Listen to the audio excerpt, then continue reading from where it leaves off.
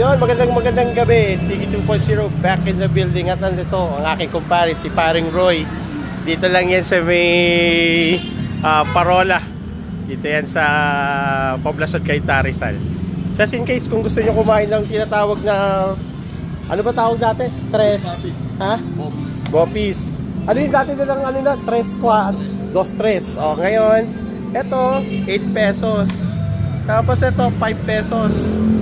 Ito, super sulit nito. Kaya ako, talagang ito lagi kinakainan ko. Ever since 2014. Saka ito pa kay Ate Shelo, next picture ko to. Next picture ko yan. May ice cold soft drinks dyan. Merong corn dogs. Merong pugo. May cheese sticks. Anything here. Kaya, ayan. Just in case, sa'yo papi, sabihan mo kung saan ka makikita rito. Parola lang po, sa likod ng Save More. Ayan. Kaya po, kung gusto nyo makakita ng mga better good gems dito sa Cainta, isa to sa mga legendary. Kaya ayun lang, masasabi ko sa inyo, pasarap dito. Okay?